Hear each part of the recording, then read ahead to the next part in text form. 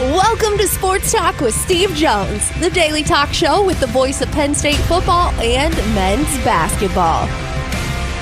You never know what special guest may stop on by any given day. Now here's the man of the hour, Mr. Steve Jones. Welcome. Great to have you with us. What's up with the face? I don't know. I'm just trying to think of anybody else in the history of baseball that's hit 361 home runs. All right. Well, I wanted to talk about... I mean, we're 139 away from 500. I mean, it's like a lot of work. Yeah. Now I'll make a big deal out of that. Mm-hmm. Yeah. I did want to bring up Aaron Judge. We'll get to him later on passing Joe DiMaggio, because it is a thing. So sure, it's a thing. It's a thing. Right. I mean, okay. Did he pass Johnny Callison? No. It's one of those things. I'm sorry. I know. DiMaggio is a legendary name. Mm-hmm. DiMaggio is famous for a 56-game hitting streak. Mm-hmm. Famous for winning multiple World Series and playing great in the World Series. Judge is not done either. Right. And for only having 369 strikeouts with 361 home runs. Mm-hmm. Smooth, graceful, mm-hmm. long strides, great player.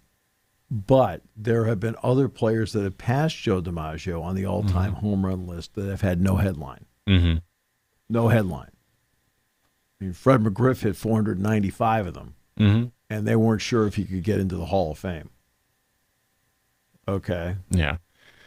Well, I mean, I'm serious. I know. I mean, again, this is not Judge's fault, but again, we're just too much in an era right now where the people are trying so hard to feel like they're seeing history. Mm-hmm. He hit his 362nd home run. Mm-hmm. Great. But he moved up another notch on the overall list. Well, Cal Raleigh used to hit home runs. He moved up on the list too. Yeah. I mean, come on. I mean, it's like, no, it's just not. I mean, I know. When Cal Raleigh homered, did anybody make a big deal out of it? He passed Salvador Perez? For what? Most by a catcher in a season, I believe? Yes. Did anybody make a big deal out of it? Mm-hmm. They said, oh, well, they made kind of like, but did they do a whole thing on? No. Come on. Yeah. You know, I'm a big believer in like treating everybody equally. And he is a great, not a good player. Aaron Judge is a great player. You watch him play in the field, he is an excellent fielder. Takes great routes to the ball. Rarely, if ever, misses the cutoff man. Right? That's why they played him in center field. He's an excellent athlete. I think he runs the bases decently. And he's got tremendous power, and he scares the daylights out of you when he's at the plate. He is one of the top 5 players in the game right now. Whether you think he's 1 or 5, it doesn't matter. Right? I mean, what's the difference? Right? But you can't keep assigning greatness to him. Sorry about that. I think I knocked your camera. How dare you? Right. You can't keep assigning greatness of some milestone left and right where other people have passed the milestone and nobody made a big deal out of it. That's not treating everybody the same in the game. I mean, it doesn't. I mean, when David Ortiz passed Joe DiMaggio, they make a big deal out of it? No. I couldn't even begin to tell you what game it was. Who cares? Moving over. And again, I know. He's had a great career and is a great player. Hey, it speaks for itself. But we can't keep making up headlines just to put them in the news. All right. I mean, I'll give you an example. There was a game at Fenway Park earlier this year. He homered off Garrett Crochet in the 9th inning when Crochet was trying to finish it, and it tied the game up. Now, the Red Sox won in the 10th when Narvaez doubled off the wall. But Crochet struck him out the first 3 times he faced him in the game. Then they went to New York after that, and guess what? He struck him out 4 more times. But it's the home run. He hit the home run. He went 1 for 8 against the guy and struck out 7 times. Right? And Crochet won both games. Yeah. What I mean, where the you know what? Like I remember the next day, Judge homers in ninth. Right? They lost, and he left a village on the base paths.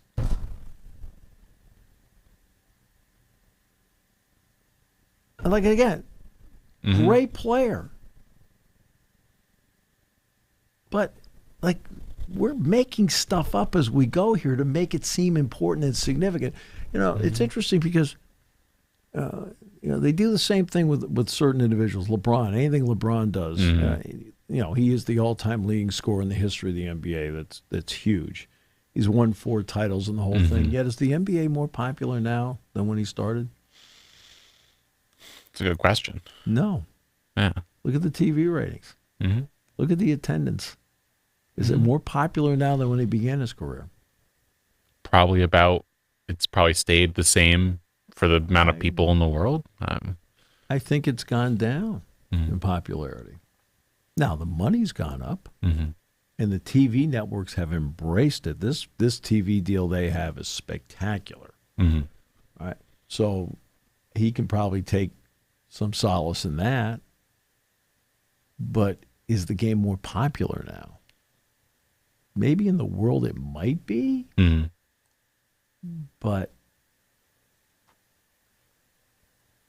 the game got more when Bird and Magic were done, the game was more popular. When Jordan got done, the game was more popular. LeBron isn't done yet, but I'm not sure the game's more popular. And it's not his fault. I'm just saying. Yeah. But yet, like, he breathes the right way, and it's like, ooh, there's a headline. Okay. Let's change gears. For a moment.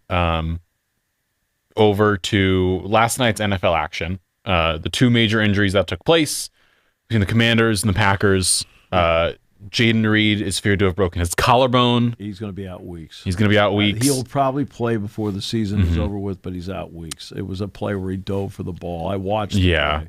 I was like, it didn't look good. No. And then Austin Eckler fears to have torn his Achilles. That is what it seems to have been, which is just, it's rough. That means he's done for the year. And remember, they traded Robinson. They traded Brian Robinson Jr. The Commanders now in the running back room. Their depth chart as things stand has Ja'Cory Krosky Merritt, or Bill Krosky Merritt, Jeremy McNichols, and then Chris Rodriguez Jr. That is their running back room as of right now behind him. Maybe Deebo Samuel. In there too, yeah. They're going to have to go out and get somebody. They are. I mean, they can't go through this and not have somebody. Someone's going to come in. It's just a question of who, because, they need They need help now. So we're to be honest with you, Green Bay dominated them. Green Bay did. Their defense is good. I mean, we knew it was good, and I thought their corner play in the first 2 games, because I saw a good portion of the Detroit game, and I saw all of last night's game. Green Bay's corner play is exceptional. Keyshawn Nixon, Carrington Valentine are the first 2. You've got Isaiah McDuffie as a linebacker, but he covers Williams, McKinney, Bullard across the board too. Like, they are just good. And then, as we've discussed, you watch them. Watch them break on the ball. Like, holy mackerel! In other words, part of breaking in the ball isn't just athleticism. I mean, it's footwork, it's athleticism, but it's seeing it, believing it, and then going for it. Like, I'm just gonna go. And I think that's, the way they play defense. Wow. They can burn. Yep. And so we'll see how good this team can get. The receiver core is now kind of the big question again, with Jaden Reed out. Christian Watson is out. So you've now got Matthew Golden, the rookie, along with Romeo Doubs, and Dontavian Wicks is their kind of receiver core. So we'll see what they look like going forward. Tucker Kraft had a good game at tight end. Josh Jacobs, the running back, of course, is great. He's a good player. I thought he was a good player last year. I think he's still a good player now. So they still have a good team, but we'll see what they look like going forward. But now Micah, I mean, they're 2-0 on the season for the Packers. Haven't played a road game yet. Okay, so that means that they still have to play. I think, is this the year the NFC's home? The NFC against who? No, the NFC. Which one gets the 9 home games? Which one gets the 8 home games? 3, 4, 5, 6, 7. They have 8 home games this season. So they've got. That means of the final 15 games, they have 9 of them on the road. They're on the road to Cleveland next week, and then they go down to Dallas. That'll be a fun one, won't it? Yeah. That'll be fun. Yes, it will be. Look, and we'll see how. I have no idea how good Dallas is. The only part of the Philadelphia game I watched was because I was doing the MLB Draft League Championship game, which was a 3-hour and 47-minute game. I got home in time to see them wait out the lightning delay and then watch the rest of it after the lightning delay, and neither team looked good. Yeah. Right, and that's the delay has everything to do with that. Neither team just looked good because out of the delay, nobody had any. They looked stiff, and that was what it was.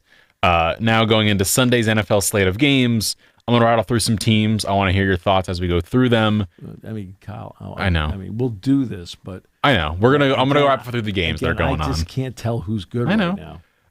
The games that are going on, just going rapid fire through all of them very quickly to blast through. The Niners take on the Saints in New Orleans. No Brock Purdy. He is out. George Kittle is out. Yeah, so they are. Yeah, they're wounded. Mac Jones will start a quarterback for San Francisco. And is Rattler out? Rattler he is still playing. So Rattler is still the starter. Tyler Shuck is still backing up. It is presumed at some point this season he will come in to take that starting role.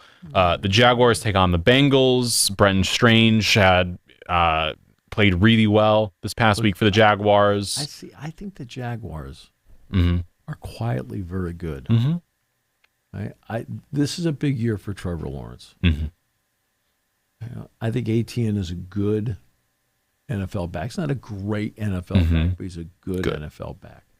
I think he's got some decent wideouts. I think the fact that Travis Hunter can give them some plays on defense and give them a bunch of plays on offense, that's big for them because it gives them another athlete on offense that they needed.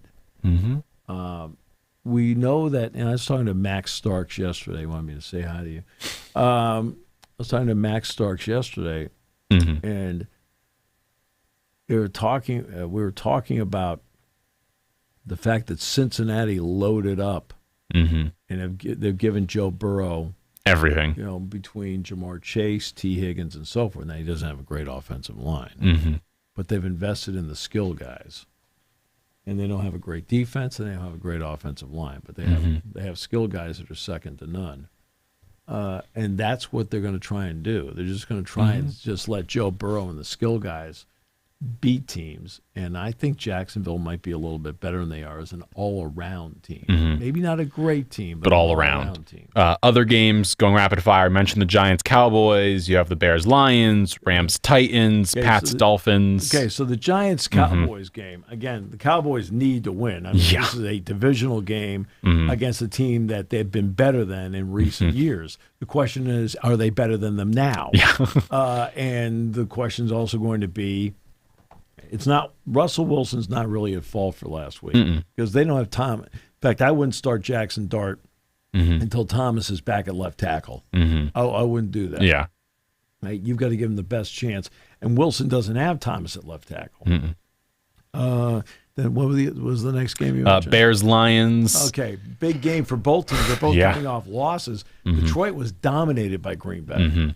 I mean, the touchdown they got was late in the game, and it just made the final score look better. Yeah. The Bears were up and then just... The Bears, for 3 quarters. I'm watching that game up in Lexington on Monday night in the hotel. And I'm like, the Bears are in great shape. The Bears look good. The Bears look good. Vikings look bad. They can't do anything. McCarthy can't do anything. I'm watching this. Yeah. This is for 3 quarters. And all of a sudden, like the Vikings put together a drive. I'm like, okay, I finally put together a drive. And then they started getting stops. And then they put together another drive. I'm like, right? And the Bears looked absolutely baffled by what was going on. Yeah. And the Vikings have a remade offensive line. So that was something that McCarthy and the running game had to overcome the other night. And, I mean, there's going to be all the big, Ben Johnson goes to take on Detroit. Let's like the 5-year-olds do all the headlines. Like, excuse me, over here in the back, doesn't matter. Hey, Jason Lord's 6. But I'm saying, it's like we do all these, and the storyline in the game is Ben Johnson's going to be coaching against Detroit. Over here in the back, who cares? Yeah. Okay, I don't really care if he's coaching against them. Okay, I mean, seriously, it's about who's playing and what can he do to get the Bears to win, and what can the Lions do to bounce back from a loss that they did not have to bounce back from last year. They never had to bounce back from that kind of loss last year. They just got ahead last year and kept it. And I'll tell you, not having the center who retired in the offseason. Dan Skipper, I believe. No. Ragnow. Oh, Frank Ragnow. Okay. Not having him, I think, is one of those linchpin, like, they've got to overcome that. Because that guy was a heck of a player. It's almost the same thing that happened with the Eagles, Jason Kelce, where he retired and Cam Jurgens took over, but Jurgens needed time and people were fearful early. You got to give it a minute. But see, they had a plan, though, in Philadelphia. They drafted Jurgens early, knew he was going to be. Drafted him to be a center. They knew as long as Kelce was there, he was Jurgens was one of their better 5 best offensive linemen. So they played him at guard. Right? Second he retired, secession plan was already in place. Ragnow surprised the Lions. They didn't have a secession plan. Right? There's a big difference there. See what I'm saying? Yeah, I do. Rams take on the Titans. Okay. Look, the Rams, they won their opener, right? They won their opener. They're like 14-9 or something like that. Look, again, this is a game like you need to win because you're supposed to win it. Yeah. Right? You're supposed to be the better team. So just be the better team. Go win the thing. Because there are no style points in the NFL. You're not sitting like going, they played a terrific game and lost. Okay, maybe we'll move them up to 21 in the rankings. No. All right, the NFL's about W's, L's, and that's it. Yeah. By the way, Cam Ward showed that he is a rookie quarterback. See the couple plays where he giving ground, got sacked. Like, right, 2 years from now, you won't be doing that. You'll be getting out of the pocket and throwing the ball away. You have the Patriots against the Dolphins. The questions are now flying in Miami after 1 week. They lost 33-8 against the Colts. They got just dominated, and they are a heap of a mess of a team down in Miami. They are. There's no doubt that Tua is their best option at quarterback. So let's put that on the table. Okay, he's their best option. I think he's good, but I've never thought he was great in the league. He's a starting quarterback, but he's not a great starting quarterback. He's not a great player. He's a good player. Right? He does make some good plays. One thing that's always hurt him is his lack of mobility. I think there was an assumption early in his Alabama career that he could move. Right? He never could. And I was like, and remember the play against Texas A&M where he hurt his hip. Whatever mobility he had was already bad. Right. Now it was even worse. Right. And you could see on that play his lack of mobility caused the play to happen, and then limited his mobility even more so. And you need to be able. I think you need to be able to move for the most part in this league. That's what Brady was so. The offensive line for Brady was phenomenal over the years. I mean, Brady had a great O-line. Manning had a great O-line. Yeah, they both needed great offensive lines. And I say that with respect to the offensive lines. That's not a cut on them. Yeah. You are who you are. And the Dolphins don't have a great offensive line. And they've got to get the Tyreek Hill thing straightened out. Who knows? The Patriots, I think down the road, it's going to take some work. They need to rebuild their offensive line. I think Travion Henderson is a really good player. I as you know, how much I liked him at Ohio State. Right, every time he touched the ball, I thought something like, here we go. And a lot of times it did happen. Right, okay. You kind of keep him under control, and all of a sudden, great, he's going to break a big run. Right, and I think Drake May will be a good NFL quarterback. Now, is he going to be a superstar? No, but he's going to be a good NFL quarterback. I think they made a good draft pick there. But they are on the rebuild. They're on the rebuild. You have the Bills, Jets. That's going to be a fun game in MetLife. The Bills, of course, took it on in the second half, beat the Ravens. The Jets had the opposite happen against the Steelers. They let up 17. The Ravens are really good. Mm-hmm. The Bills are really good.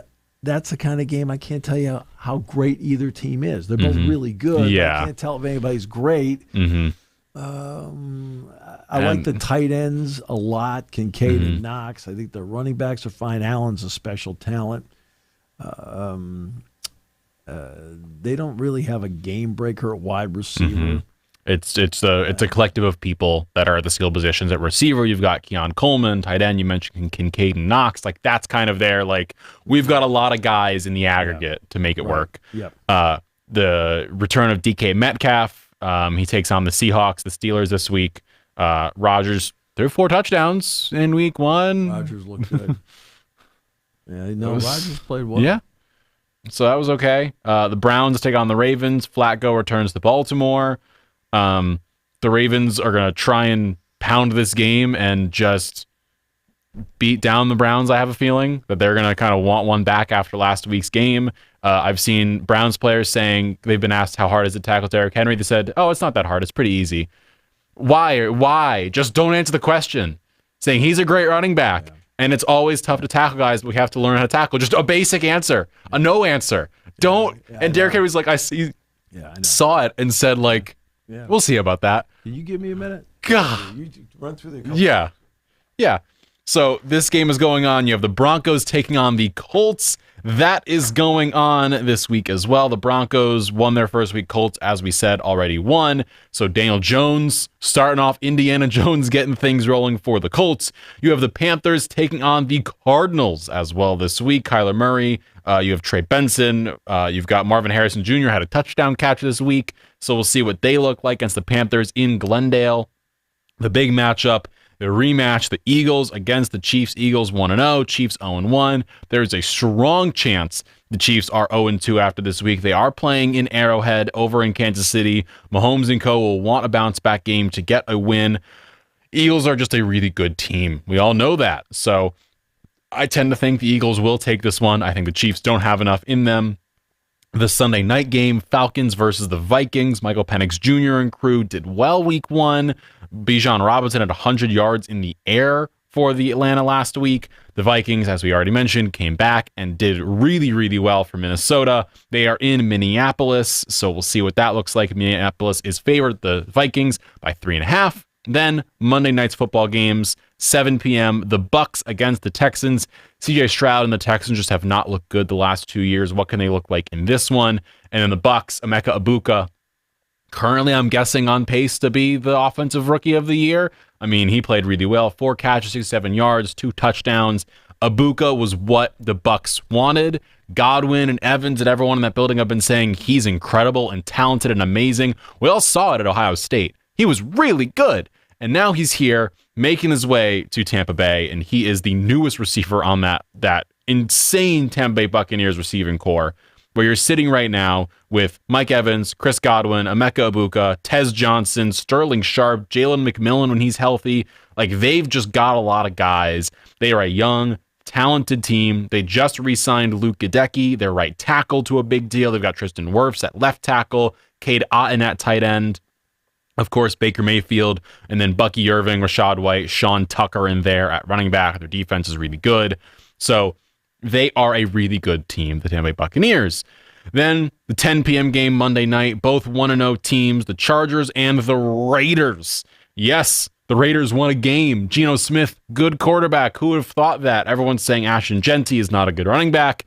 It's week 1 for a rookie. Give him a minute. Not everybody is Saquon Barkley coming in here dominating every single game. So we'll see what the Raiders look like against the Chargers. They are in Allegiant in Las Vegas.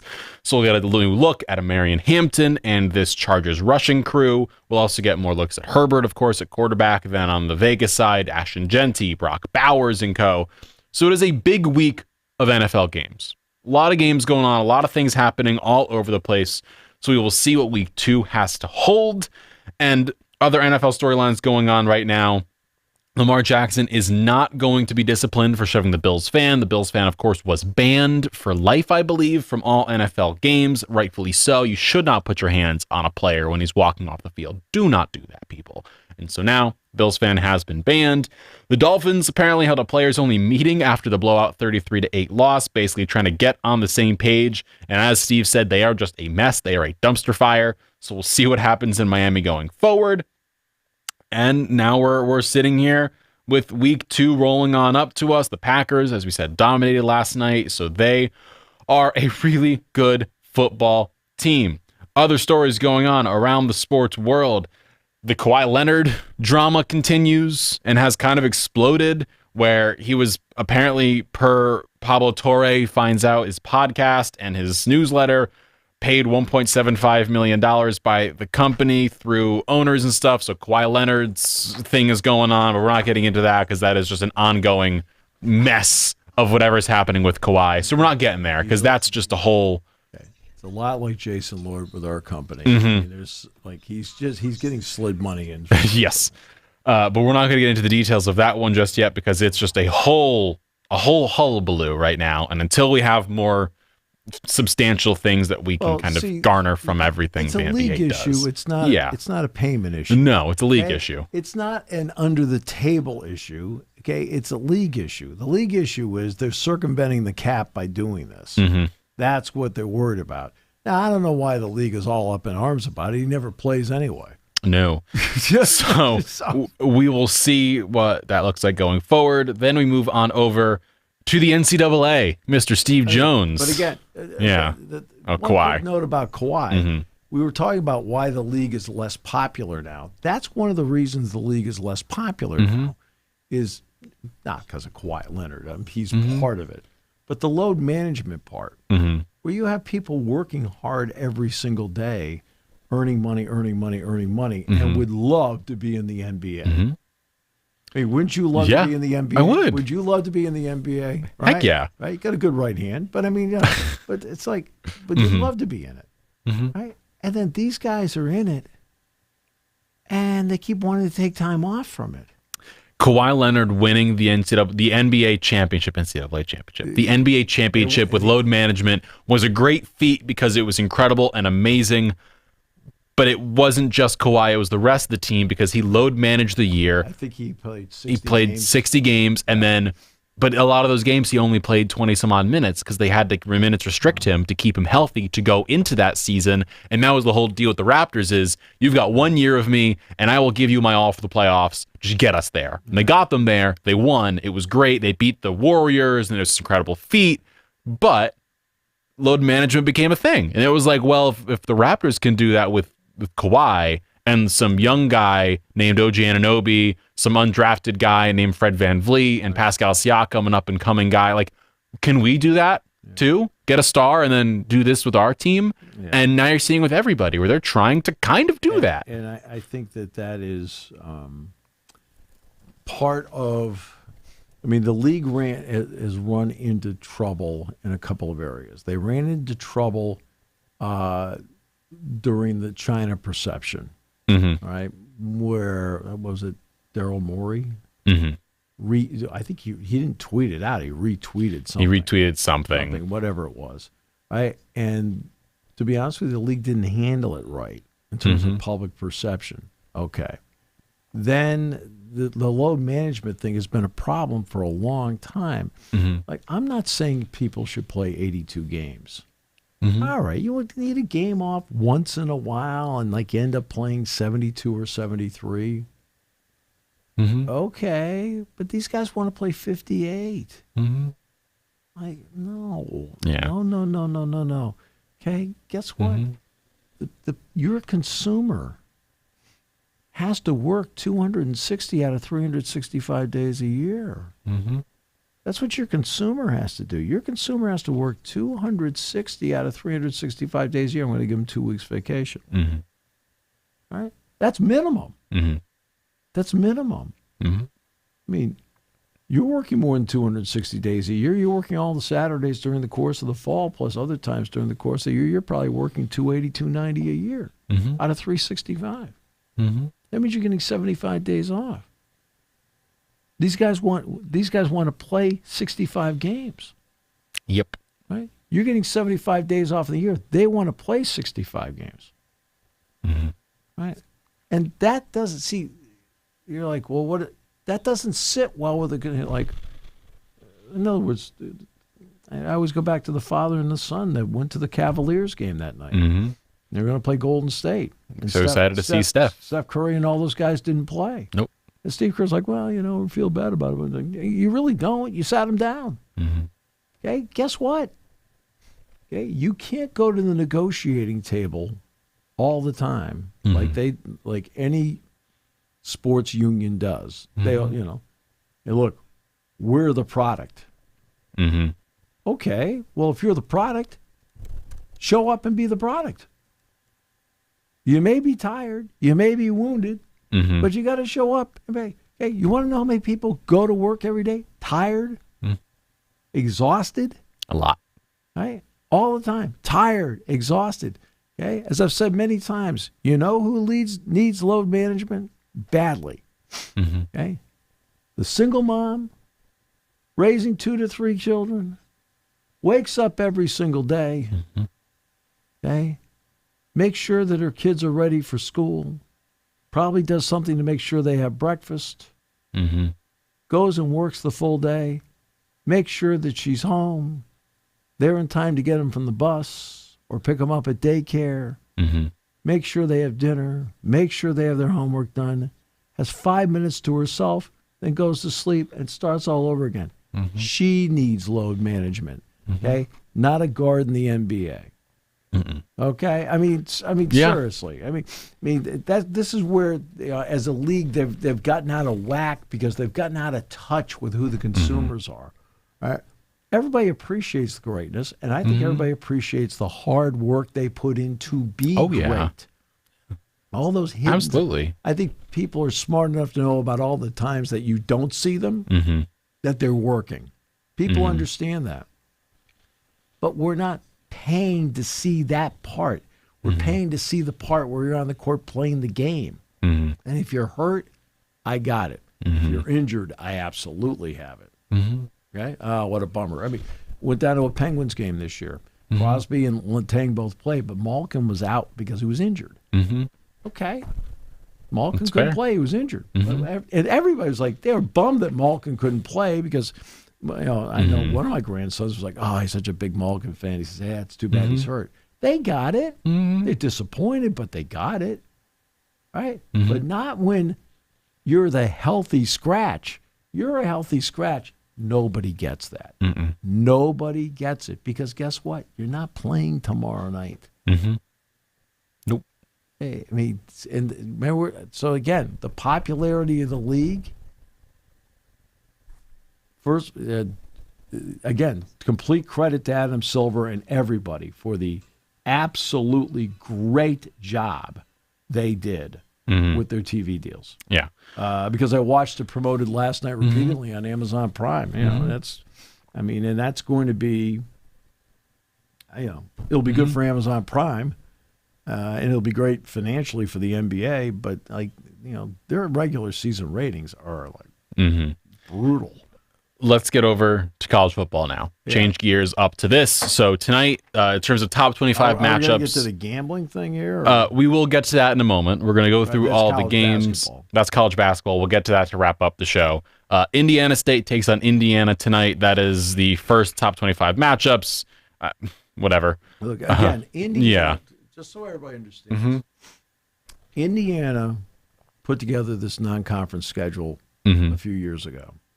Why is it put together the way it's put together last year and this year? Because, look, Indiana, back when this schedule was put together, was one of those teams aching to get to 6-6. Can we win 3 non-conference games and then win 3 Big Ten games? Can we be 3-6 in the Big Ten and 3-0 in the non-con and get to a bowl game? That's why this schedule is the way it is. Indiana did not play a great game last week. Won. Right? They got Indiana State this week. They'll win in a rout. This game's tonight. This game's on BTN tonight. It's right? BTN 6:30 p.m. tonight. Tomorrow, other games going on. We'll do Villanova Penn State last. Oregon, Northwestern, they're going on in Evanston. Yeah, that's interesting because that game's going to be on the shores of Lake Michigan. Wind may play a factor in that soccer stadium. It's right next to their indoor football practice facility. So far, Oregon has, Montana State you expected. Oklahoma State's not very good, but Oregon took them apart. There is still that component that everybody in this league has to face, and Penn State will face it in 3 weeks, of traveling over multiple time zones to play a game. This game's tonight, right? It is tomorrow. They're noon tomorrow in Evanston. Okay. And it's the multiple time. For example, USC did not win a single game where they traveled multiple time zones last year. They didn't win any of them, including Maryland. Lost at Minnesota late. Lost at Maryland. I can't remember who the other one was. And so they commissioned another study, like, what are we doing? Other than talent. What are we doing? What? Nothing. Continue. What do we need to improve? Because everybody has different theories on this. Some are like Indiana. When they played out on the coast, they played at UCLA last year. They normally leave at 4 o'clock in the afternoon on a Friday. They left at 4 o'clock in the afternoon on Friday. Like, that's what they did. Played the game. They struggled, but won. It was for them. It was a significant early season win for them. They struggled and won because Kurt Signetti's like, we're not going to go out. Penn State, on the other hand, went out on Thursday, which is what they're going to do this time for UCLA. They went out on Thursday for USC. Everybody's trying to battle this right now. Like, nobody has complete answers yet. And I think it's going to take a couple of years for people to get answers. So for Oregon, don't take it as it's simple as, hey, they're going to the Central Time Zone. I mean, it's not that simple. Now, they have a lot. They have more talent than Northwestern. I mean, it's not even close. I mean, Moore is off to a tremendous start. Stone is not off to a great start at quarterback for Northwestern. And Oregon just flat out has more talent. They'll win the game by, I don't know, 3 touchdowns, maybe more along the way. But but I just want to see how they handle the time zone change, because look, when you're in the Pac-12, except for going to Colorado or Utah, which is a time zone, they never had to change time zones. Right? I mean, they just everything within the conference was all on Pacific time, and this is something that it's going to take a couple of years for all of us to understand it, because look, I'm living it and I don't understand it.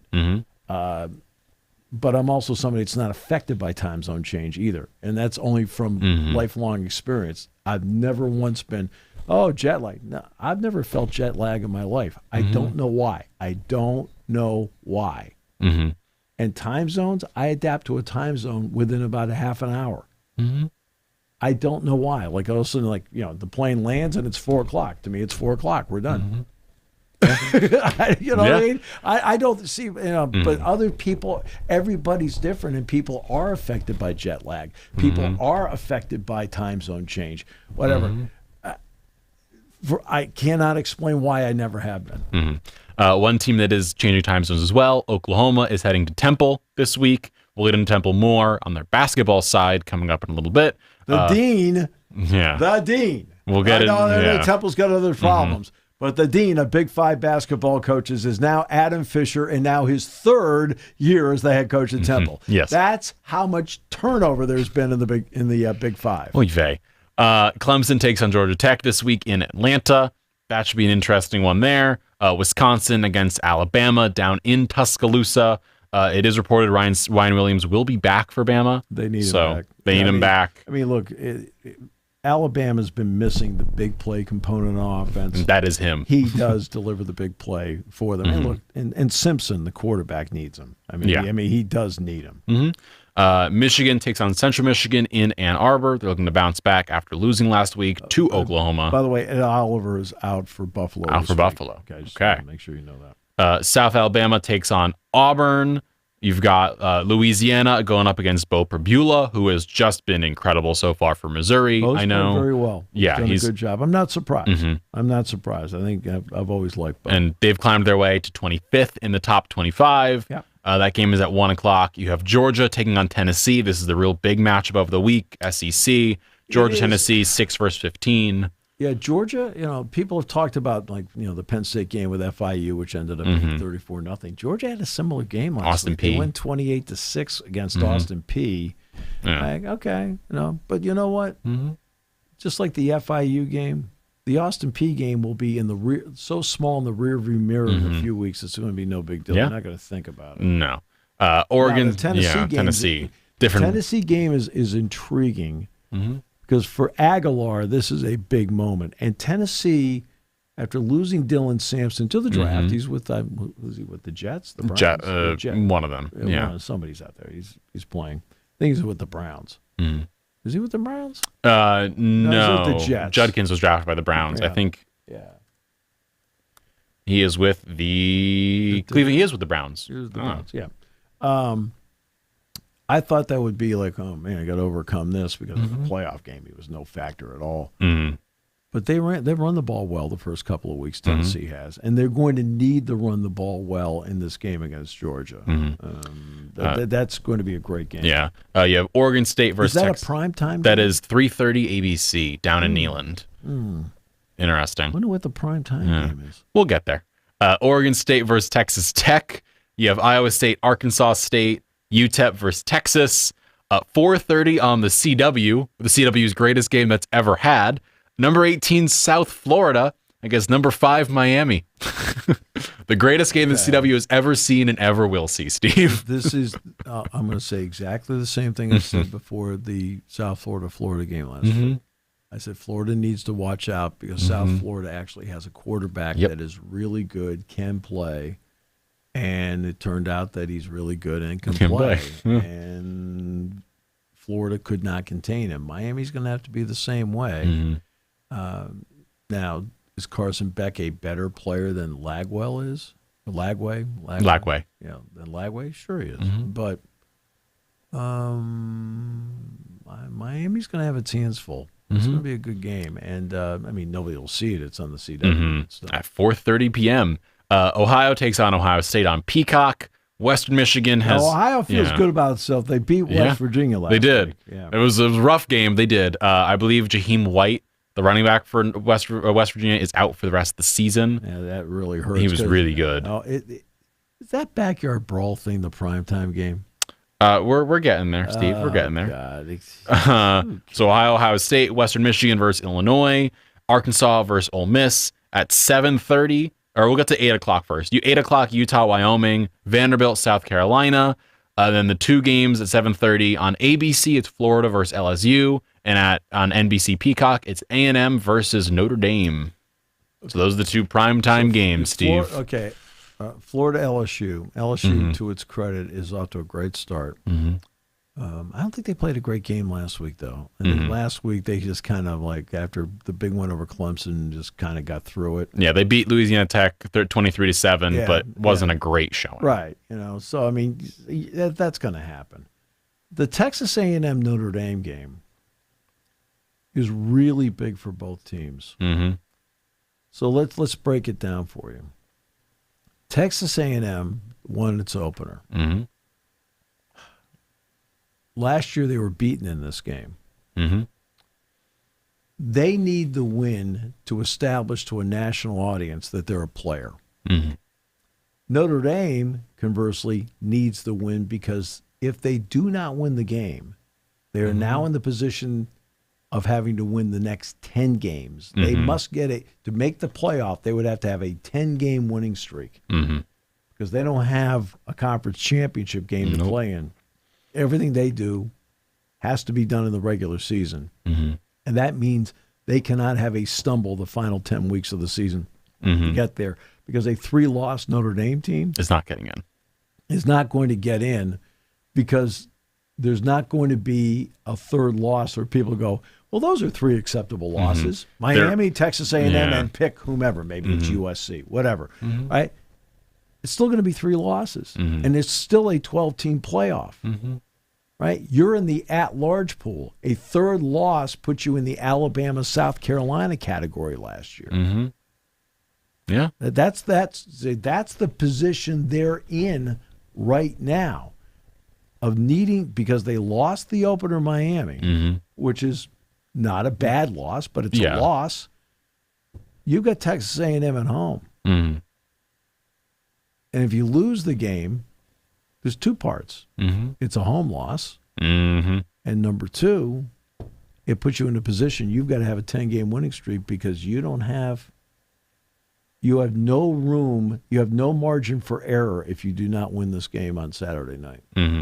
Now, last year they were in the same boat, except different with Northern Illinois. That was the only loss they had. But because it was Northern Illinois, they couldn't afford a second loss. Yeah. And to their credit, did not. They went through the rest of the way. They won. They were impressive doing it. They got to the playoff. But this time, to get out of the gate 0-2, you now have no margin of error for the final 10 weeks of your season. Yeah. Now, before we get to Penn State, all of the major sports betting news you mentioned, you brought up, there are 2 different sides to this. Number 1, the NCAA announced earlier this week 13 players from 6 schools were involved in gambling schemes from Eastern Michigan, Temple, Arizona State, New Orleans, North Carolina A&T, and Mississippi Valley State. They're all under investigation for gambling violations. And then it was announced, I believe yesterday, a Fresno State men's basketball player manipulated his performance for gambling purposes and conspired with 2 players to place bets on his statistics, according to findings from the NCAA. They ruled Fresno State forward Michael Robinson, San Jose State guard Steven Vasquez, and Fresno State guard Jalen Weaver are permanently ineligible due to gambling violations and are no longer enrolled at their schools. Apparently, Robinson and Vasquez, during the 23-24 season, conspired to wager on Robinson's under during a January 2025 game between Fresno State and Colorado State. 3 prop bets totaled $2,200 were placed on the under on Robinson's stats. The bets were flagged by a Vegas sports book, and the winnings netted them $16,000. Which I give the investigators a lot of credit for. I mean, they do a good job of weeding this stuff out.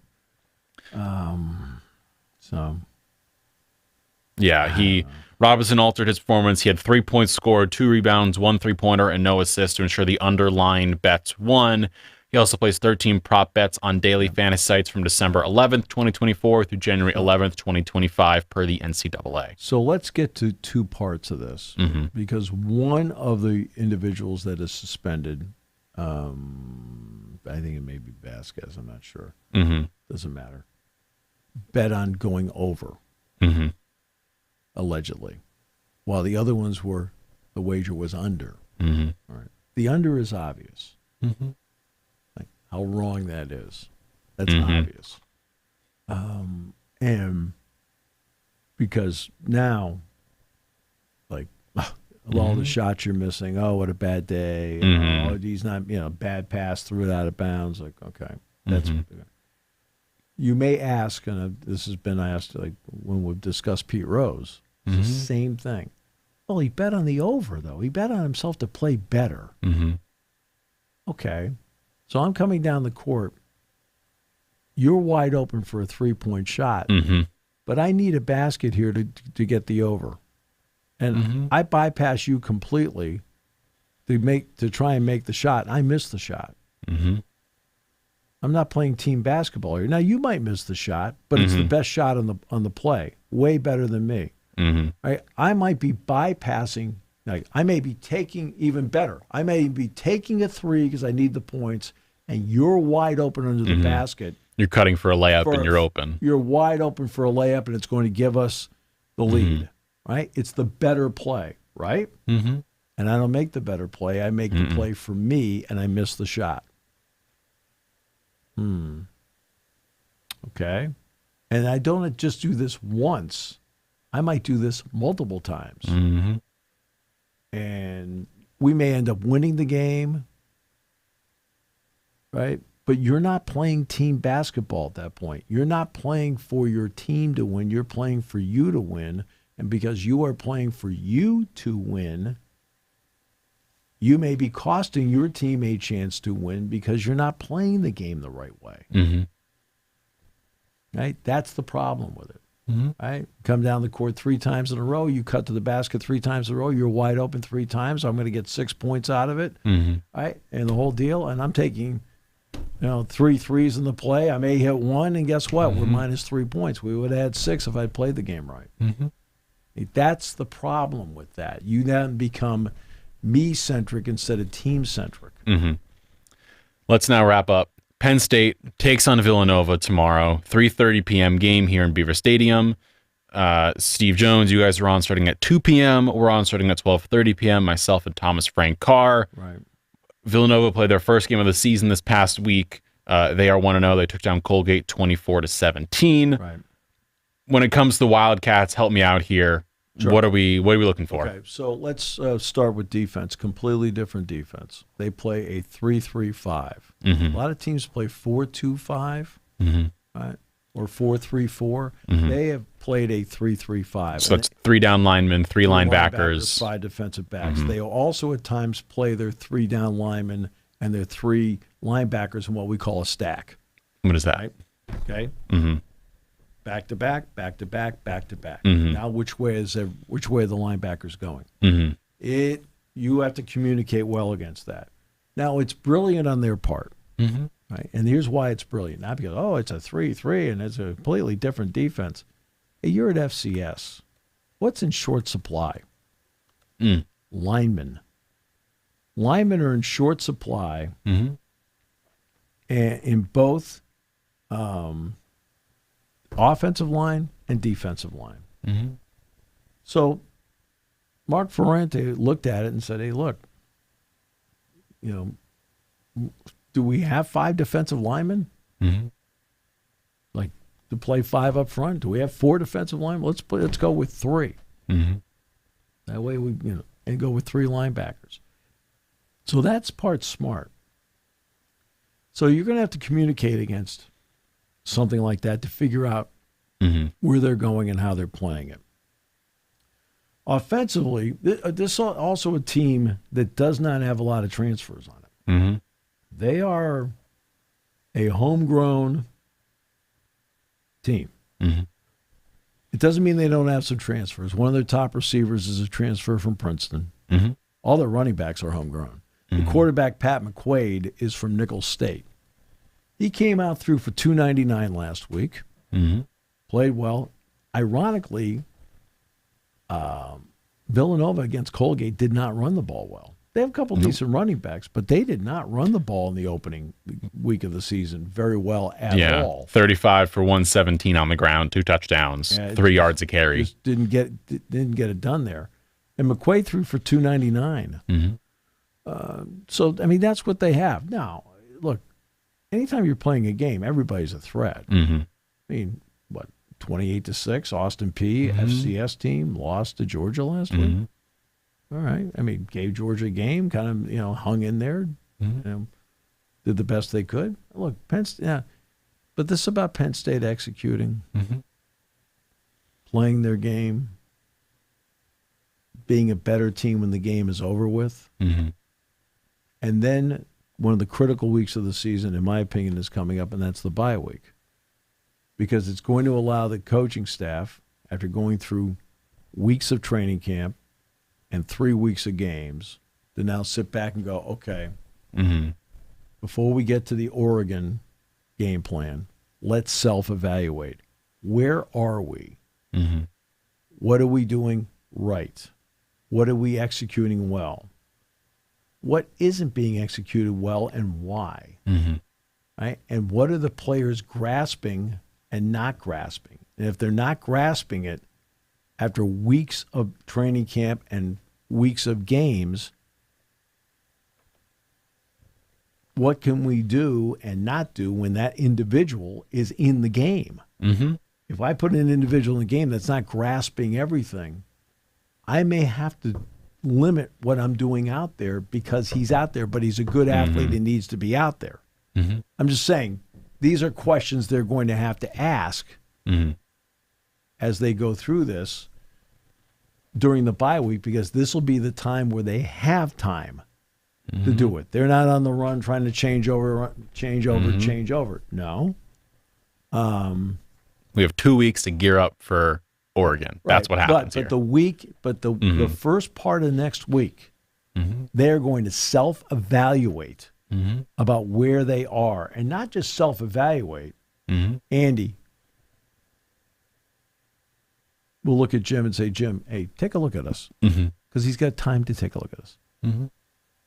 Andy, okay? And then Jim could say, hey, Andy, take a look at us. Tell us, what you see. See, this is what you can do. Because you have time. Because you have extra time to do it. And then you can start game planning for Oregon, and now you can put into place what works, where you need to be better, and what you might have to take out, whether it's temporarily or not, that somebody's not grasping. Right? And that's why next week's so important. Yeah. So Penn State versus Villanova this week is a 3:30 kickoff. You're on the air at 2. We're on the air at 12:30. That game is going to be at 3:30 again. It's on our airwaves and on FS1 TV-wise, but I want to hear Steve Jones and Jack Ham on the call, personally. I always do. So that'll be a fun one. And then we'll show up. Penn State has a bye week, and then they take on Oregon the week afterwards. Steve Jones, sir. It's an exciting time. Football's back. College football's playing. It's going to be warm tomorrow, too, with no rain. It is. It's warm, no rain. I'll be there. Thank you for listening to Sports Talk with Steve Jones, a 7 Mountain Media production. Come back at 11 every weekday for analysis of the latest happening in the sports landscape. From college football to European soccer, Steve and Kyle cover it all on Sports Talk with Steve Jones.